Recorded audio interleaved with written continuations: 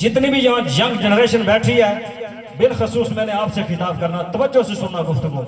فرمایا ماں باپ بڑھاپے کی عمر کو پہنچے، اُفٍ وَلَا تَنْهَرْهُمَا، رب کا قرآن کہتا ہے اف بھی نہیں کہنا، انہیں جھڑکنا بھی نہیں، میرے مالک پھر کیا کہنا؟ فرمایا وَقُلْ لَهُمَا قَوْلًا كَرِيمًا، ان کے ساتھ بات کرنی ہے تو قول معروف سے بات کرنی ہے۔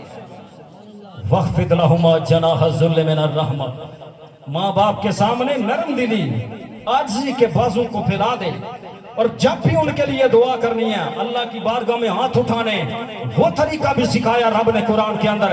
فرمایا وَقُلْ رَبِّ ارْحَمْهُمَا كَمَا رَبَّيَانِي صَغِيرًا، جب دعا کرنی ہے عرض کرنی ہے مالک جس طرح میں چھوٹا سا تھا نا تو میرے ماں باپ نے مجھے پالا، اسی طرح میرے مالک میرے ماں باپ پر کرم فرماتے ہوئے جنت کی بہاریں عطا کر۔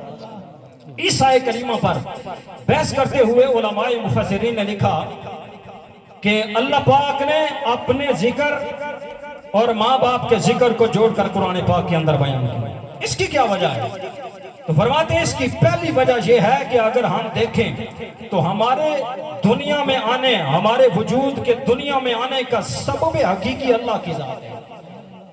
اللہ کی ذات، اللہ نے ہمیں پیدا کیا ہے۔ اِنَّا خَلَقْنَاكُم مِّن تُرَابٍ ثُمَّ مِّن نُطْفَةٍ ثُمَّ مِّن عَلَقَةٍ ثُمَّ مِّن مُضْغَةٍ، اللہ کی تخلیق کی وجہ سے انسان جہان دنیا کے اندر آیا۔ سبب حقیقی اللہ کی تخلیق اور سبب ظاہری والدین کا، والدین کے وجود سے ہمارا وجود دنیا کے اندر ظاہر ہوا۔ سبب حقیقی اللہ کی تخلیق، سبب ظاہری والدین کا وجود۔ اللہ پاک نے قرآن پاک کے اندر دونوں سببوں کو متصل جوڑ کے ذکر کر کے بتایا انسان سبب حقیقی اللہ کی تعظیم بھی تجھ پر واجب ہے، سبب ظاہری ماں باپ کی تعظیم بھی تجھ پر واجب اور لازم۔ ایک وجہ۔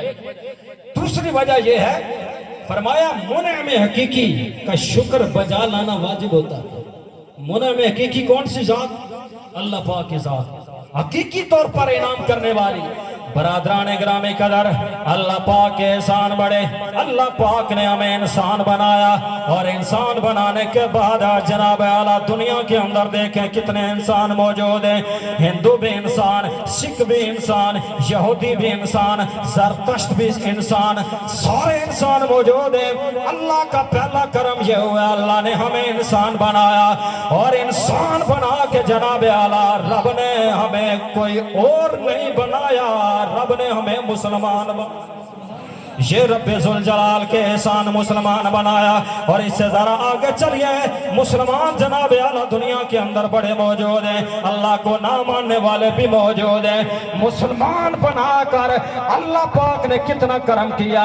جناب نوح علیہ السلام کے امتی بھی مسلمان، موسیٰ علیہ السلام کے امتی بھی مسلمان، آدم علیہ السلام کی اولاد ان کو ماننے والے بھی مسلمان، یوسف علیہ السلام کے امتی بھی مسلمان۔ رب نے یہ کرم کیا، پہلا کرم انسان بنایا، دوسرا کرم رب نے ہمیں امت سید انام بنا کے دنیا کے اندر دیا۔ اگر خونے رشتوں کے اندر آ جاؤ، ماں باپ کے بڑے احسان، خدا کی قسم، ارے ایک دن کا بچہ ہو منہ پر بیٹھی مکھی اڑانے کے قابل نہیں ہے، پہلو بدلنے کے قابل نہیں ہے، دودھ مانگنے کے قابل نہیں ہے۔ وہ تیرے ماں باپ جو ماں جناب اعلیٰ تجھے گود کے اندر سجا سجا کے پالتی رہی، باپ تیرے لیے شفقتوں کا جناب اعلیٰ محور بنا رہا، سارا دن ماں باپ تیری خدمت کر کے جناب اعلیٰ رات اندھیری رات بستر پہ چلے جائیں۔ ہم نے دیکھا خدا کی قسم بچہ بچپن کے اندر رو پڑے، ماں باپ دن کے سارے تھکیڑے اتار کے بچے کو سینے سے لگا کے لوریاں دینے کے لیے تیار ہو جاتے ہیں۔ فرمایا دوسرا کرم یہ ہے، پہلا کرم کہ اللہ پاک نے سبب حقیقی اللہ کی ذات، سبب ظاہری والدین کا وجود، اس لیے اللہ پاک نے دونوں کا ذکر جوڑ کے جہاں اپنی عبادت کا ذکر کیا، ساتھ ماں باپ کے ساتھ حسن سلوک کا ذکر کیا۔ تیسری وجہ یہ ہے، علماء مفسرین نے لکھا کہ اللہ پاک نے اپنی رزق کو اپنی اطاعت کے ساتھ نہیں جوڑا کہ جو اس کی بندگی کرے گا رزق اسے ملے گا، یہ کہیں نہیں لکھا۔ آج دنیا کے اندر کتنے لوگ رب کو نہیں مانتے، ملحد ہیں، سیکولر ہیں، لا دین ہیں، بے دین ہیں، کافر ہے، رزق میرا رب انہیں بھی عطا کر رہا ہے۔ ایسے ہی ماں باپ کی شفقت دیکھیں، فرمایا اگر ماں باپ کا کوئی بچہ نافرمان بھی ہو جائے تو پھر بھی ماں باپ کی شفقتوں کا سلسلہ منقطع نہیں۔ اس لیے اللہ پاک نے دونوں کا ذکر جوڑ کے قرآن پاک کے اندر فرمایا وَبِالْوَالِدَيْنِ إِحْسَانًا۔ میرے آقا رحمت صلی اللہ تعالیٰ علیہ وسلم آپ کی بارگاہ کے اندر عرض کیا گیا یا رسول اللہ ماں باپ کا کیا مقام ہے؟ سنیے امام الانبیاء نے کیا جواب دیا۔ یہ وہ زبان ہے جس زبان کے بارے میں میرا رب قرآن پاک کے اندر فرماتا ہے وَمَا يَنْطِقُ عَنِ الْهَوَىٰ إِنْ هُوَ إِلَّا وَحْيٌ يُوحَىٰ۔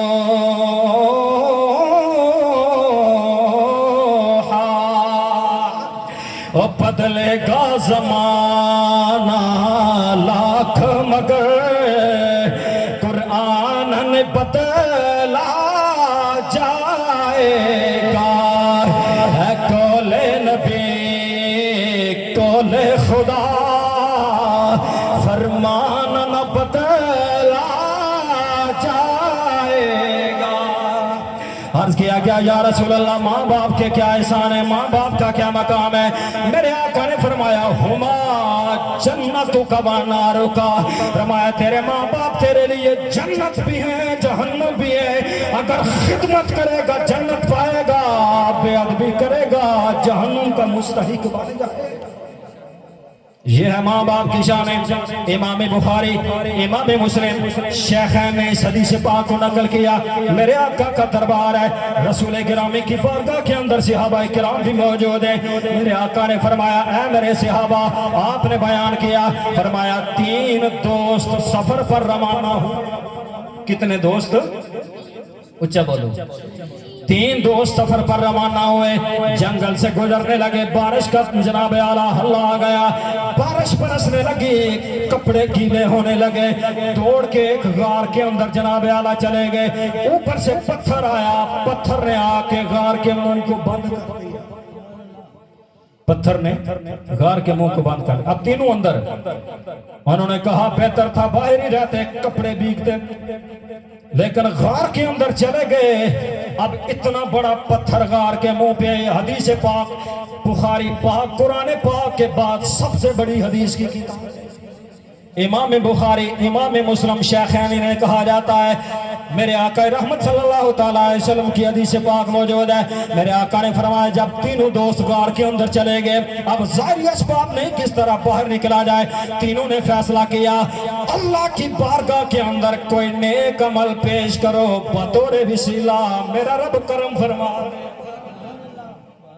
پہلے بندے نے اللہ کی بارگاہ میں ہاتھ اٹھایا، اے میرے مولا تو جانتا ہے میں نے زندگی ایسے گزاری جس طرح تو نے کہا، تیری اطاعت کے اندر میں نے زندگی گزاری، ساری زندگی تیری نافرمانی نہیں کی۔ اگر میرا یہ عمل تیری بارگاہ کے اندر قبولیت کا باعث ہے، مولا کرم کر ہمارے لیے باہر نکلے کا راستہ بنا۔ دوسرے نے ہاتھ اٹھائے، میرے مولا تو جانتا ہے میرے چچا کی بیٹی اس نے مجھے دعوت گناہ دیا، لیکن میں تجھ سے ڈر گیا، اگر میرا یہ عمل تیری بارگاہ میں قبولیت کا باعث ہے، مولا کرم کر باہر نکلنے کا راستہ بنا۔ میرے آقا نے فرمایا پتھر تھوڑا سا سرک گیا جناب اعلیٰ، روشنی اندر آنے لگے، لیکن اتنا نہیں کہ جناب اعلیٰ غار سے باہر نکلنے لگے۔ تیسرے بندے نے اللہ کی بارگاہ میں ہاتھ اٹھائے، اے میرے مولا تو جانتا ہے میں بکروال چرواہا ہوں، میں بکریاں چراتا ہوں، میں بکریاں جناب اعلیٰ لے کے شام کو بکریاں چرا کے جب گھر میں آتا ہوں بکریاں کا دودھ دو کے سب سے پہلے ماں باپ کی خدمت میں پیش کرتا ہوں، سب سے پہلے وہ دودھ کا پیالہ ماں باپ کی خدمت میں پیش کرتا ہوں۔ میرے مولا تو جانتا ہے ایک رات ایسی آئی جب میں واپس آیا، بکریوں کا دودھ دویا، پیالے میں ڈالا، دیکھا میرے ماں باپ سو گئے، بچے جاگ رہے، بیوی جاگ رہی، انہوں نے کہا ہمیں دے دو، میں نے کہا نہیں میں پہلے ماں باپ کی خدمت میں پیش کروں گا۔ آج ماں باپ کی نافرمانی کرنے والوں خدا کی قسم یہ بہت بڑا خزانہ ہے دنیا کے اندر، جب دنیا سے چلے جاتے ہیں پھر ہماری آنکھیں کھلتی ہیں۔ میرے آقا رحمت صلی اللہ علیہ وسلم نے فرمایا، اس نے کہا میرے مولا تو جانتا ہے बीवी जनाब आला कहती रही बच्चों को दे दो, बच्चे बिलखते रहे, मैंने दूध का प्याला नहीं दिया, माँ बाप के सरहाने खड़ा रहा। अगर ये मेरा अमल मास तेरी रजा के लिए था, मौला करम कर हमारे लिए बाहर निकले का रास्ता बना। इमाम बुखारी इमाम मुस्लिम रहमतुल्लाह ताला अलैह आपने लिखा, खुदा की कसम जब उस तीसरे बंदे ने अपना माँ बाप की खिदमत वाला अमल अल्लाह की बारगाह में बतौर वसीला पेश किया, अभी दुआ खत्म करके हाथ चेहरे से जुदा नहीं हुए, अल्लाह ने बाहर निकलने का रास्ता बना दिया।